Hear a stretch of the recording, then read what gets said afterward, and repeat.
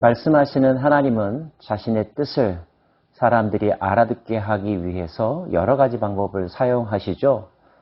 선지자를 들어 그를 대변인으로 삼으시는 것도 방법 가운데 하나입니다. 그런데 대변인격 되는 이 선지자가 하나님의 뜻을 아는 일, 또 하나님의 뜻을 전달하는 방법도 참 다양한데요. 환상과 계시를 통하여 말씀하기도 하시지만 그에게 독특한 체험, 행위들을 경험케 함으로 하나님의 뜻을 명확하게 그리고 확실하게 전달하게 하시기도 합니다. 5장에는 에스겔에게 이렇게 명령하시는데요. 너 인자야, 너는 날카로운 칼을 가져다가 삭도로 삼아 내 머리털과 수염을 깎아서 저울로 달아 나누어 두라. 그 성읍을 애워싸는 날이 차거든 너는 터럭 3분의 1은 성읍 안에서 불사르고 3분의 1은 성읍 사방에서 칼로 치고 또 3분의 1은 바람에 흩으라. 내가 그 뒤를 따라 칼을 빼리라. 제사장인 에스겔로 하여금 그의 머리와 수염을 깎으라고 하십니다. 제사장들은 머리와 수염에 칼을 대지 않았죠. 나실인들이었으니까요. 그럼에도 불구하고 그것을 자르라고 한다는 것은 그만큼 상황이 엄중하고 그들이 소중히 여기는 것들까지도 포기해야 될 상황에 직면한다는 뜻일 것입니다. 그러면 그 머리털과 수염을 어떻게 해야 할까요?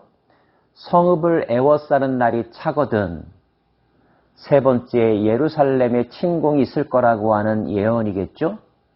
그 날이 되면 3분의 1은 성읍 안에서 3분의 1은 성읍 주변에서 3분의 1은 성읍 바깥 외지로 흩어버리라고 말씀하십니다. 그리고는 그 중에 일부는 따로 옷자락으로 싸서 남겨두라고 하는데요. 그 남겨진 것 중에 일부조차 나중에 불에 태워 없어질 것이라고 말씀하십니다. 이 행위들이 주는 의미, 전달하고자 하는 메시지가 무엇일까요? 하나님 먼저 그것이 예루살렘에 관한 하나님의 메시지임을 분명하게 하십니다. 주 여호와께서 이와 같이 이르시되 이것이 곧 예루살렘이라. 내가 그를 이방인 가운데 두어 나라들이 둘러있게 하였거늘. 하나님이 선택한 아름다운 도시, 거룩한 도시가 예루살렘이죠. 그리고 하나님은 그 땅에 성전을 짓게 하셨고 여호와의 영광을 친히 드러내셨었습니다. 그 땅에 사는 사람들에게 가졌던 하나님의 기대도 있었죠. 그들이 하나님을 사랑하고 하나님을 예배하고 하나님의 말씀대로 사는 것이었습니다. 하지만 그들이 그렇게 살지 않았음을 하나님은 지적하십니다. 그가 내 규례를 거슬러서 이방인보다 악을 더 행하며 내 율례도 그리함이 그를 둘러있는 나라들보다 더하니 이는 그들이 내 규례를 버리고 내 율례를 행하지 아니하였음이니라. 그러므로 나 주 여호와가 말하노라. 너희 요란함이 너희를 둘러싸고 있는 이방인들보다 더하여 내 율례를 행하지 아니하며 내 규례를 지키지 아니하고 너희를 둘러있는 이방인들의 규례대로도 행하지 아니하였느니라. 하나님의 기대와는 달리 그들은 하나님의 말씀을 듣지도 아니하였고 들어도 부분적으로만 들었고 들었어도 실천하지 않았다는 것, 순종하지 않았다는 것입니다. 이는 단지 말씀을 우습게 여긴 것이 아니라 말씀하신 하나님, 그분을 가볍게 여긴 것이고 마음의 중심에 두지 않은 것이라고 해석할 수 있겠죠? 이 부분에 대하여 하나님은 가슴 아파하셨고 분노하셨습니다. 그러므로 나 주 여호와가 말하노라. 나 곧 내가 너를 치며 이방인이 목전에서 너에게 벌을 내리되. 이유는요. 하나님의 말씀을 지키지 아니한 것, 하나님을 경외하지 않은 것 때문이랍니다. 여러분 기억하십시오. 하나님의 말씀에 순종하지 않는 것은 벌받는 사유가 됩니다. 하나님을 경외하지 않는 것, 하나님의 진노의 대상이 되는 가장 큰 이유라는 것 마음속에 새길 수 있기 원합니다. 내가 모든 미운 물건과 모든 가증한 일로 내 성소를 더럽혔은즉 나도 너를 아끼지 아니하며 긍휼을 베풀지 아니하고 미약하게 하리니 영광스러운 하나님의 집을 가증한 물건들로 더러운 것들로, 불결한 것들로 채우는 영적인 죄악을 그들이 저질렀다는 것이죠. 왜 이스라엘 백성들은 그렇게 했을까요?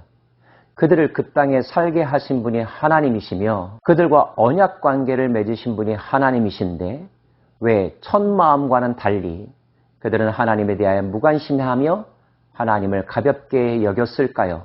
그들 안에 자기를 주장하려고 하는 마음, 자기 중심주의가 마음을 차지하고 있었기 때문입니다.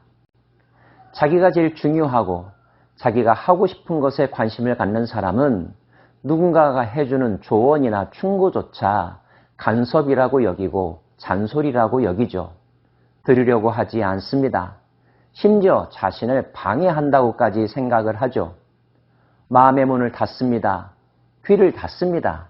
그리고 자기 생각에 옳은 대로만 행하려고 합니다. 그 순간에는 기분이 좋겠죠. 누구도 자기를 막지 못하니까요.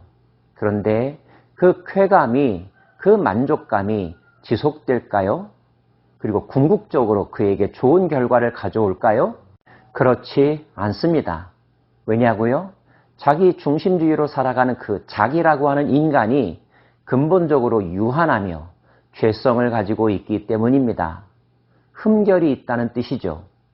흠결이 있는 사람이 흠결이 있는 결정을 하고 행동을 하는데 그 결과가 무흠할 수는 없는 것입니다. 게다가 하나님은 자기 분수도 모르고 자기의 본질도 모르고 교만하게 자기 중심적으로 행동하는 인간에 대하여 내버려 두지 않으십니다. 결국 자기중심주의의 삶의 결과는 무엇일까요? 하나님의 진노입니다. 그 진노가 어떻게 임할까요? 그러므로나 주 여호와가 말하노라 나 곧 내가 너를 치며 이방인이 목전에서 너에게 벌을 내리되 내 모든 가증한 일로 말미암아 내가 전무후무하게 내게 내릴지니라. 사람들이 보는 앞에서 가차없이 그의 행위에 대하여 처벌하시겠다는 뜻입니다. 아버지가 아들을 잡아먹는 것과 같은 폐륜적인 행동들이 그 사회 속에서 일어날 것이고요. 민족들은 모여 살지 못하고 흩어져 뿔뿔이 사라지게 될 것이며 그가 살던 땅과 경제는 황무하게 되고 그들은 지나가는 자들이 목전에서 모욕거리가 될 것이며 수치와 조롱거리가 되고 두려움과 경고가 될 것이라고 말씀하십니다. 기근에 독한 화살을 쏠 것이라 말씀하십니다. 전염병과 살육의 사건들이 일어날 것이라고 말씀하십니다. 머리카락을 잘라 3분의 1씩 나누라는 것에 대한 의미도 설명해 주시죠. 너희 가운데 3분의 1은 전염병으로 죽으며 기근으로 멸망할 것이요 3분의 1은 너희 사방에서 칼에 엎드러질 것이며 3분의 1은 내가 사방에 흩어버리고 또 그 뒤를 따라가며 칼을 빼리라. 성 안에 살던 사람도 성 주변에 살던 사람도 성을 떠나 사방으로 흩어진 사람들도 모두 하나님의 진노 아래 놓이게 되고 죽임 당할 거라는 것입니다.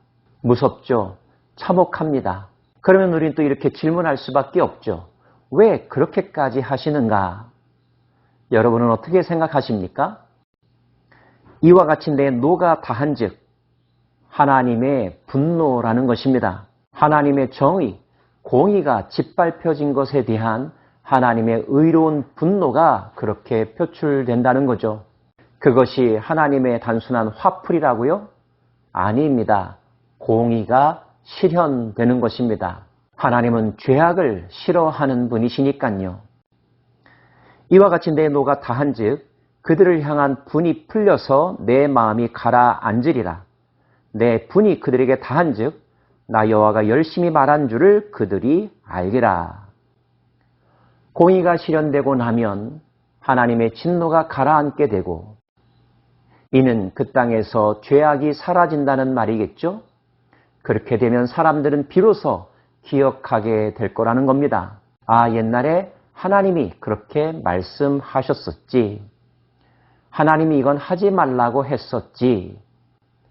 망각한 자기 자신을 후회하게 될 것이며 다시는 그렇게 살지 말아야지라며 다짐할 것이며 하나님을 기억하는 삶, 인간 본질을 회복하게 될 것이라는 겁니다. 인간 중심주의, 자기 중심주의에서 하나님 중심주의로 사고와 태도가 바뀌는 것. 이것이 하나님이 징계를 통하여 인간들에게 가르쳐주고자 하는 가장 중요한 교훈이랍니다. 기도합시다.